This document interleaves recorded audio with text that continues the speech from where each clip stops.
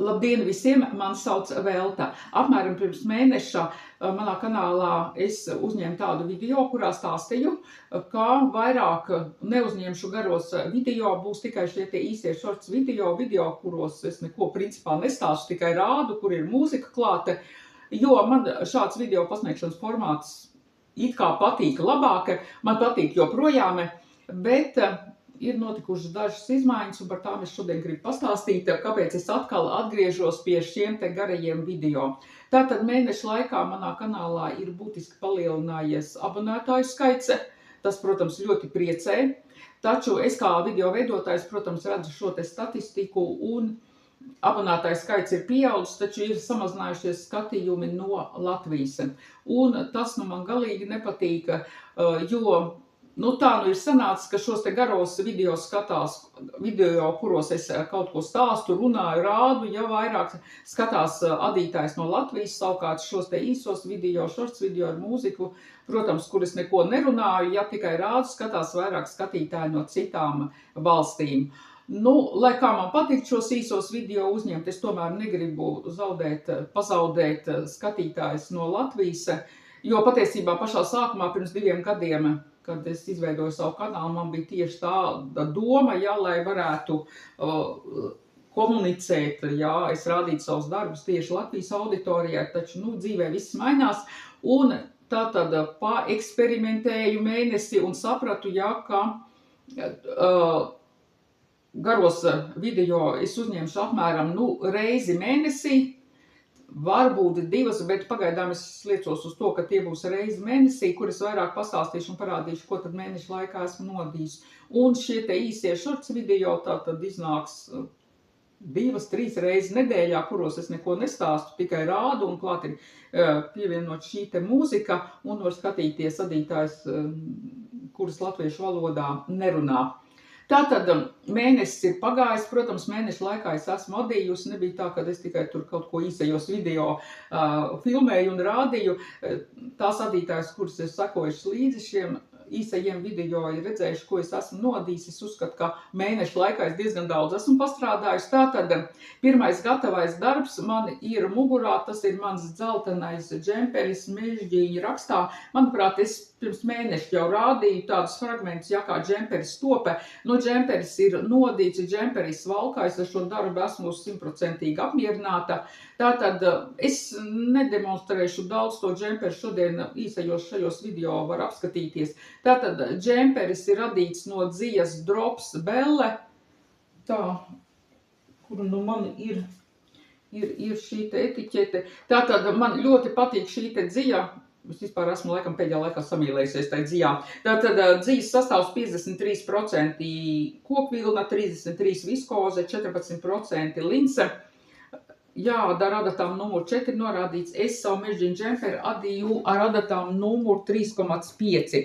Džemperis, šis ir starp citu, tā man tagad galvu laikam neredz. Tātad džemperis ir pirmais mans džemperis Mežģīņa rakstā.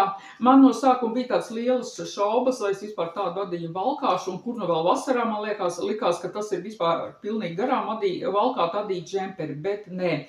Esmu sapratusi, ka adīts džempers no šādas te dzijas Mežģīņa rakstā, tas laikam ir, es esmu trāpījis, kā saka, pats trāpījis pašā simtniekā, kā saka, jo es ļoti ērti jūtos šādā te džemperī, tad, kad ārā ir kādi 17, 18, varbūt pat 20 grādi, jo man agrāk likās, ka kāds tur radījums vasarā karstā laikā, bet tātad šie te caurumiņi tas veido tā, ka es varu visu laiku āda alpo apakšā, un šīs te piedurknes, kuras nav pieguļošas, un man ļoti patīk arī šis te piedurkņu garums, kurš ir pāri nedaudz elkonim, jo es esmu no tiem dīvainajiem cilvēkiem, kuram vasarā ir vienmēr augsti, un tad šis te tāds džemperis, kurš laiž cauri gaisu, tur visādi apakšā var elpot, kā saka, es sapratu, ka tas ir tieši tas, kas man patīk.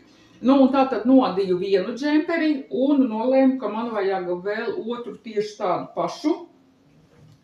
Un sāku adīt otru džemperi arī no Drops Belle dzijas, tieši tādu pašu rakstu, tikai šeit nedaudz savādāka konstrukcija, tā tie visi man dziju gali vēl rēgojās, kā saka. Šeit tātad džempers nav pabeigts, tātad džempers uz doto brīdi izskatās šādi, tā pata drops belle dzija, tieši tas pats raksts, tikai šis džempers nedaudz šaurāks būs un lielāks kakla izgriezums. Jā, šis te dzeltenais džempers ir tāds brīvs, jo šo dzelteno džemperi es valkāju tikai un vienīgi ar kuplējiem svārkiem. Ja tātad džempers ir paplats, brīvs, var tur visādi locīt, kā gribe. Tad šis te zilais džempers jau ir vairāk pieguļošs. Es adīju tātad vienu šo te raksta raportu mazāk. Tātad priekšpus un mugurpuse katra ir pa 12 valdziņiem šaurāka. Un šo te džemperi es valkāšu tikai un vienīgi ar džinsu svārkiem. Bet šo džemperi, kad es sāku adīt, es biju nopirkusi mazāk dziju. Un tagad adot, tātad man ir nodīta pilnībā priekšpuse, mugurpuse, un vēl ir tikai piedurknis. Un es saprotu, kā man nepietiks dzijas. Man pietrūkst apmēram kādi 30 grami, varbūt pat 20, jā, bet pirkt es vairāk šo dziju negribu, lai tur atkal tie atlikumi nekur nemētājās apkārt. Un tad, es nolēmu, ka tātad es iesaistīšu darbā šādu te drops belle dziju. Tātad šeit ir tā zilā dzija, un šeit man ir tāda, ne tā īsti bēšīga, kaut kas tāda pienbalta dzija. Man šī krāsa atsevišķi adot džemperī nepārāk patīk.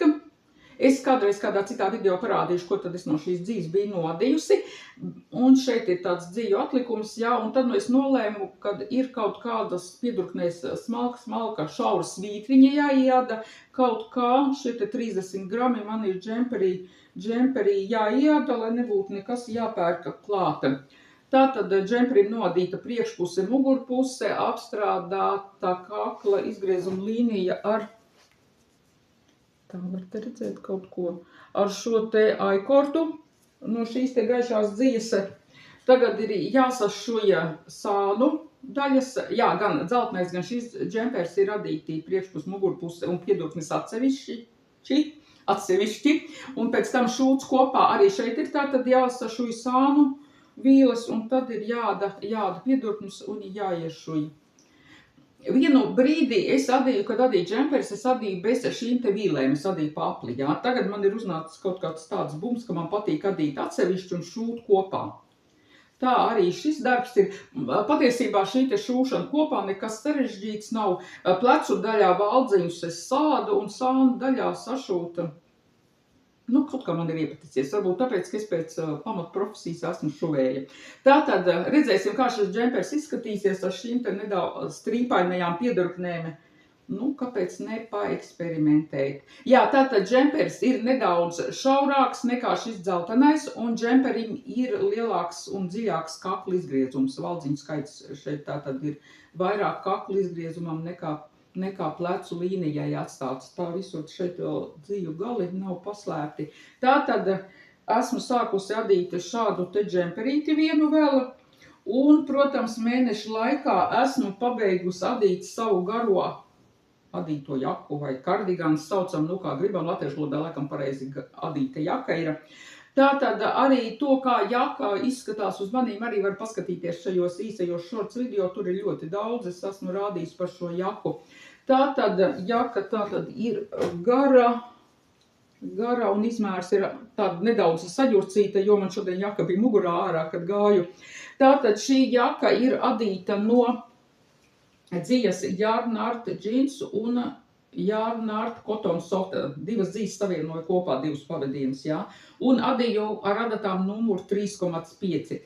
Daudzām adītājām šī te Yarnart jeans dzija nepatīk, saka, kad adot un valkājot izstiepjās. Es nezinu, man nestiepjās pilnīgi nekas, jo varbūt tāpēc, ka es adats vienu izmēru mazāk ņemu. Tātad šeit ir savienots kopā divas dzijas, un es adīju tikai ar adatām numuru 3,5. Adījums ir tāds, es neteiktu, ka tas ir stingrs tāds ļoti, bet tāds, tur forma nekas neizstiepjās, jā. Tātad šis darbs arī ir adīts atsevišķi, šūtais darbs, mugurpuse atsevišķi, priekšpuse atsevišķi, piedurknis atsevišķi, un tad viss pēc tam šūts kopā. Šeit es izadīju adīju no dažādiem dziju atlikumiem. Nu, it kā no sākuma es sāku adīt no dziju atlikumiem, ja, bet pēc tam es sapratu, ka es tādu galīgo raibo negribu, ka gribu tomēr tā nedaudz, nu, tā saskaņot, ja, to visu adījumu. Un tad, nu, laika gaitā adot es piepirku klāte. Vārds sakot, šī te raibā Jārnārta dzija šeit man ir izadīti 100 grami, ja es izadīju pilnīgi visu, cik nu bija 100 grami, tad šī te rozīgā dzija, tas strīps, kas ir, jā, manuprāt, man ir 150 grami. Un tālāk jau ir vienkrāsainā šī te bēšīgā dzija. Jārnārta un Cotton Soft dzija. Džempera svaru es tieši precīzi nevaru pateikt, jo es vienkārši nevaru nosvērt. Man ir šādi te mazi elektroniskie svari, šeit var nosvērt līdz kilogramam. Tad es parasti, kad sveru, es uzlieku, man ir tāds šķīvis, es uzlieku un nosvēru, kad uz eķis vai cepuru sadu, taču šo lielo jaku es uz tā šķīvja nevaru uzlikt, un līdz ar to es nevaru nosvērt, bet es pieļauju domu, ka šeit svars ir apmēram kādi 950 grami. Nu jā, tas ir it kā vienīgais mīnus šai jakai, ka šo jaku ir grūti izžāvēt, kad ir izmazgāts. Es jaku mazgāju ar rokām, dēļ šī te lielā svara es neriskēju likt vējas mašīnā iekšā, es negribēju, ka tur īpaši kaut ko tur groza to jaku uz visām pusēm maļ un nekādi žāvētāji. Un tātad pēc mazgāšanas jāžāvē horizontāli, vertikāli arī nevar, jo no tā svara, lai jaka neizstiepjās. Nu, tas tāds laikietilpīgs process, tā žāvēšana, bet katrā ziņā tas ir to vērts. Jaku es arī jau valkāju, arī, kad ir ārā šis te laiks, kā es teicu, līdz plus 20 grādiem, es ļoti labi jūtos šajā jakā. Apakšā ir tēkraklis vai topiņš, man bija tāds ar garām piedurknēm plāns, un šī te jaka virsū ļoti labi patīka. Man kopā ar svārkiem izskatās, man šķiet, ka arī tīri labi. Jā, var paskatīties šos te īsos video, kā es tur pozēju un rādu šos te savu garo adīto jaku. Man ļoti jakā patīk šis te krāsu salikums. Manuprāt, ir tāds veiksmīgs adījums. Un tātad tas arī šodien viss. Turpināšu uzņemt šos te garos video, un nākošajā video jau es domāju, ka būs viens gatavais darbs, un parādīšu jau jaunu procesu, kur es sākšu adīt, kas arī būs nemazs darbs. Tā kā tiekamies jau kādos citos manos video.